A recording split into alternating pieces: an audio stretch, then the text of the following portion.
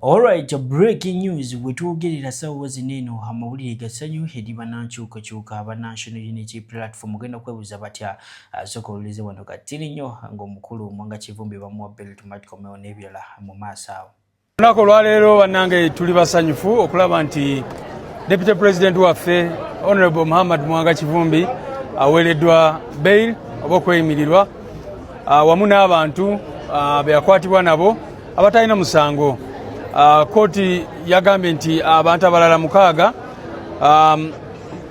Alright, ngawe muwulidde awo omukulu amanyikiddwa nga Hon Kivumbi finally afunye bail oba cash bail ey'obukadde 10 ate ye omukulu amanyikiddwa nga Honorable Kabanda ononga kati sawa zimbangamye buyafuuka chairperson wa PLO avuddeyo n'atabukira Katikkiro avuddeyo n'akakasa oba n'ategeeza bannayuganda ng'omukulu Joel Ssenyonyi bw'atagenda okubeera a leader of opposition by the end of this year. Byonna mu maaso awo tugenda kubeera nga tubibaleetera tubatemeretemere musobola okubeera nga mubyerabirako mutubuulire ebirowoozo byammwe nammwe awo mu comment section. Gwe munnayuganda ali eyo eno video yiyo agituweereka like esobola okubeera nga etambula gwatanaba kubeera nga osubscribing nawe subscribing awo begete ku mukutu gwe figure. Olunaku olwaleero omukulu Hon Kivumbi after almost 7 months ng'ali mukomera jjukira bulungi bamukwatako ekyo kiro kyennyini ndowooza yali bwalinkeera after the elections omukulu bamutwalayo enzira oba mukomera oluvannyuma lw'ebbanga eryo omukulu bajja bamuleetako mu kkooti awo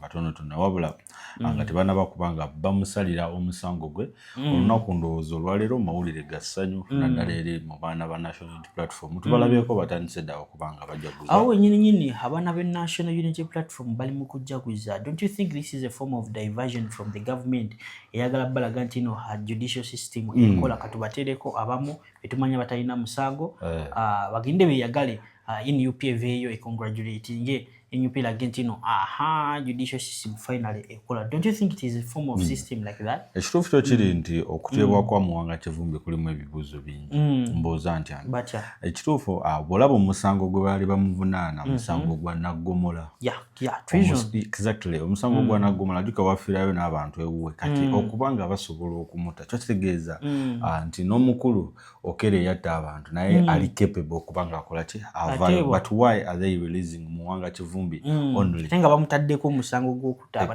kati ekyo kikulagira ddala nti waliwo ekitali kituufu oba waliwo question mark mu kuteebwa kwa Hon Kivumbi. Bamukubye bbeero ya miliyoni 10 ez'obuliwo era ndowooza n'okujja bagenza okugendayo nga ssente weeziri nawe esobola okulema SG David Lois Lubongoya. Mugenda kuba mutubuulira ebirowoozo byammwe mu comment section ku nsonga zino. Sokoleze omukulu SG David Lois Lubongoya wamu ne balawyers b'omukulu Hon Kivumbi nga boogera ku nsonga ez'okubeera ng'ateebwa olunaku olwaleero. Nyogolo bajjukisa mu subscribing atumaye tuyongere n'eby'omukulu Honorable Kabanda ku Joel Ssenyonyi wamu ne Katikkiro. Yabawadde bail actually just negamba nti sureties baabwe awo mbe baleeta bawadde beetaaga kutereezebwa so bagenda kuleetayo abalala. So tuli basanyufu nnyo nti eventually bateereddwa naye kirowoozeeko omuzungu kyayita bittersweet. Tobeera musanyufu naye ng'eri ogamba naye ono baamusibira ki ekituufu. Ukimanyi bulungi Honorable Hon Kivumbi n'abantu bano baali badde tebali mukomera kubanga tebalina musango gwe bazza tebalina musango gwe bakola. In fact abaali badde mukomera be babatta abantu ebutambala be baali badde kati kusaawa zino mu Kaguli naye ng'ebya Uganda bwe mubimanyi bano abantu abatalina musango be bakwata okuva January babadde balinze ebbanga lino lyonna beewuba mu kkooti y'ebutambala ate nga bajja wano naye twebaza Katonda nti eventually baweereddwa bail. Kyenjagaddemu nti omulamuzi ono kyakoze ekisanyusiza nti bano 6 tagambe nti mbagobye ng'ekitera okubeerawo mu kkooti era tusaba ne kkooti endala zikiyige oli bw'aba oba oliawo waliwo ebibulayo mu biwandiiko bye mukole ki mwongereko mumugambe nti genda oleeta abajulizi abalala genda oleeta abakwemirira abalala mu kifo ky'okugamba nti tukugobye. So tuli basanyufu mukimanyi bulungi nnyo nti bwe twaviira mu kalulu Deputy President baffe 3 baali mukomera ng'omu ono yali abuzibwawo acting president waffe owa Western Uganda yali abuzibwawo ne Honorable Hon Kivumbi ne bamukwata immediately ng'okulonda kwakaggwa. So yembeera eyo gye tubadde tutambuliramu ng'ekibiina tuli basanyufu nti olwaleero tugenda kubeera ne Deputy President waffe omulala abadde taliiwo tutambuze emirimu gya struggle.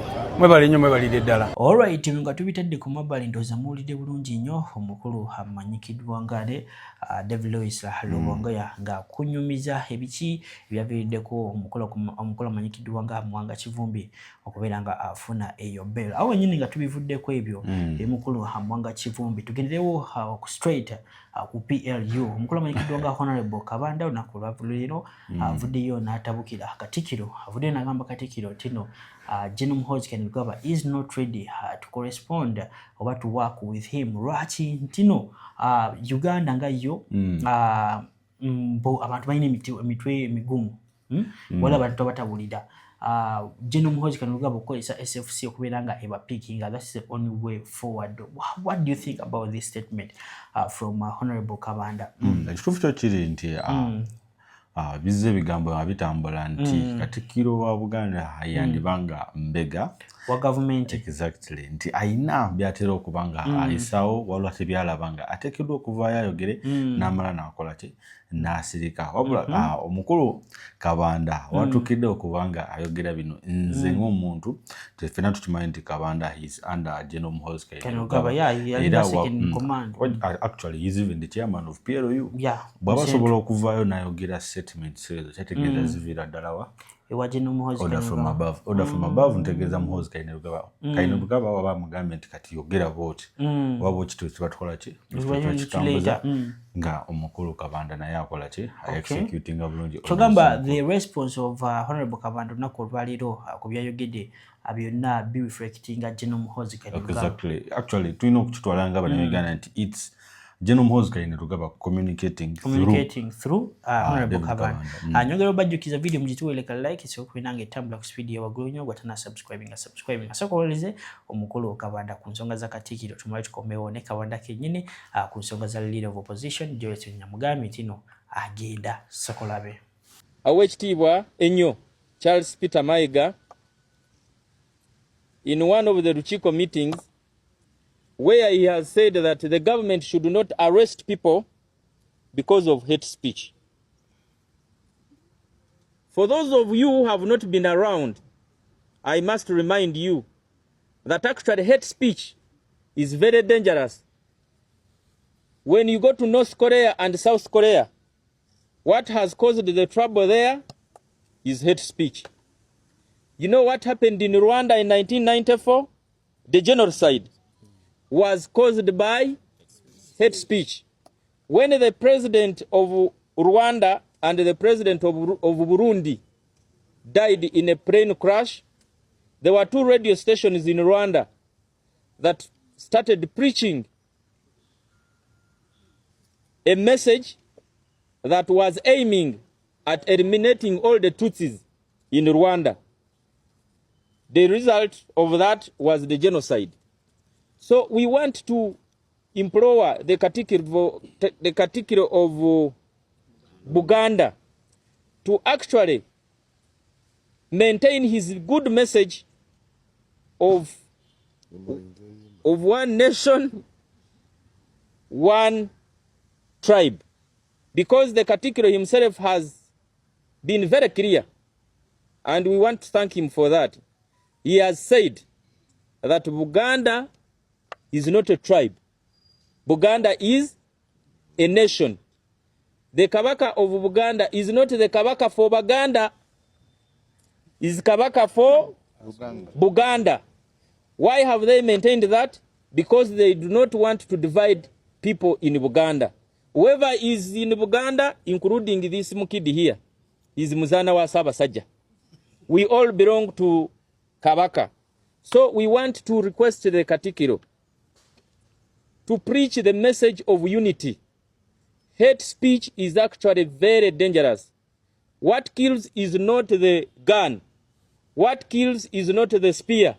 What kills is the tongue is very dangerous. So, hate speech, the other day I saw Honorable Kasoro at the airport repatriating people from South Africa. What caused that? Hate speech. The South Africans have been preaching a message against foreigners. So, as a nation, as Patriotic League of Uganda, as patriots, we want to condemn those who promote the hate speech. We do not condemn those who arrest people because of hate speech, but we must condemn those who promote hate speech. Alright, ndowooza mumulidde bulungi nnyo ku nsonga za Katikkiro. Olunaku olwaleero omukulu Honorable Kabanda ku nsonga za leader of opposition avuddeyo n'akikakasa n'agamba nti by the end of this year we shall not have a leader of opposition from National Unity Platform. Ila alinga gamba nti bagenda kujja ku Honorable Joel Ssenyoyi kuba leader of opposition. Where does this leave Uganda? Kwanga era tuze tukiraba omukulu amanyikiddwa nga Honorable Kabanda bw'ayogera ekintu kibeerawo kubanga twalira kwa Mungu tuloza ati asaaga twabiraba ku both nti both yagenda okubeera speaker ne tuloza ati asaaga finally naso okwenda nga ye speaker of the parliament of Uganda kati sawa wazi nino akakasiza nagamba nti omukulu Joel Ssenyoyi tagenda kubeera leader of opposition by the end of this year. Ngabwo omulabi waffe ogenda kuba otubulira ebizibu mu comment olowooza beddala Uganda agyeraga is the right way oba tugenda kufuna mu change beddala soko tubulire nga tetunaba kubanga tweyongerayo njagala omulabi waffe nga tanaba kweyongerayo asooka atuwa ekiki kyalowooza gwolowooza abaami bano kiki kye bagezaako kubanga babala ekifo a leader of opposition, is it the main target or they are after the privileges behind the leader of opposition? Wabagala kujawo opposition mu Uganda lumwe vewo exactly biri monoparty country ekyo kyolina okubanga ndowooza obanga agezaako ku anticipating okusuubira nti biki bigenda okubanga biddako mu maaso ojjukira nti leader of opposition ebimu ku mirimu gye gyakola agezaako okuteeka akazito ku government esobole okubanga ekola ebyo bye yasuubiza abalonzi n'ebyo abantu ba wansi batakola. Kati wenkubuuza ekibuuzo awo nyini leader of opposition Joel Ssenyoyi Honorable Joel Ssenyoyi takoze omulimu kubanga hakukoze but now these people want someone who's going to be under their orders nti omuntu gwe bagamba nti kati tokola kino takikola omuntu gwe leaders of opposition abaddengawo bonna badde bakukolera nga orders zaabwe abali exactly kati nso tumanyi nti omulabi waffe nsobola omubuuza ba leaders of opposition abasembyeyo emabega bamirundi ng'esatu oba ena naba nga tabajjukira nti mpuga mujjukirako ebitaano mafaabi oba mujjukirako wuyo naye akolagana ne Anita Mungu ensonga lwaki Joel Ssenyoyi akoze nti he is so significant and he is a pillar nti omulabira ddala nti ne waaba takweyanjulidde nti leader of opposition exactly mugenda kuba mutubulira ebirowoozo byamaawo mu comment section twagala genda yenyo this is a breaking news from the PLU kubanga bo bagamba nti no ebyadala Uganda erina okubeera nga erina leader of opposition from their party, that is the Patriotic League of Uganda. Ate omukulu amanyikiddwa nga Fred Kantulumbi agiyita bata pressure league okay katanda subscribing anyogera okujjukiza subscribing akade kajem personalize okateke mu all shake Ashraf omusomi wedua namba zizira osembyayo 711 namba ziffe ziri yawe za WhatsApp gwagala okulagana naffe ku ngeri nyingi akola interview naffe online yagala kubiranga ilanga business yo namba ziffe ziri osembyayo 373 twin boxing. Don't be afraid. So kolirize ensonga zino onkulu nnyo. The Constitution, the Administration of Parliament Act and the rules of procedure do not provide how the leader of opposition can be removed from office or how he or she can be checked. So the Patriotic League of Uganda, together with the National Resistance Movement MPs, are looking forward to having that in the Administration of Parliament Act. We want to congratulate the Honorable Namara, Honorable Lino Singompek, and Honorable Okwalinga, who moved this motion. But most importantly, we want to thank the Right Honorable Deputy Speaker of Parliament and the Parliament of Uganda that granted them leave to go and introduce this bill. As Patriotic League of Uganda MPs, we want to pledge our support to the movers of this motion, that we shall support you, and we are looking forward to having a new leader of opposition, and that one we shall achieve it. You don't know us? Including Noop. You can't be opposition at the top when your party president has run away. Then you are in opposition in parliament, where we are also going to remove the leader of opposition. Then you are opposition at the district, where you only have 8%, and then you are opposition at your village. Please, you support the national resistance movement candidates now, so that you wait for 2000. The president of UPC, the Honorable Jimmy Akena, insulting the chairman of Patriotic League of Uganda, who is also the CDF, that the CDF should resign. Have you seen that? Yes. He said that the CDF should resign.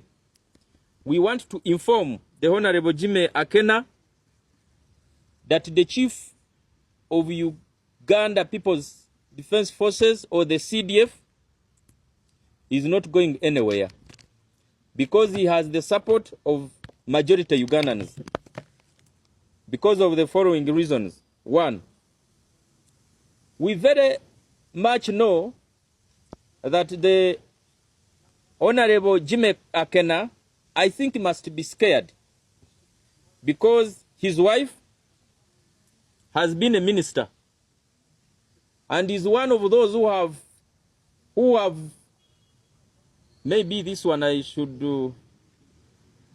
She's one of the ministers who have issues.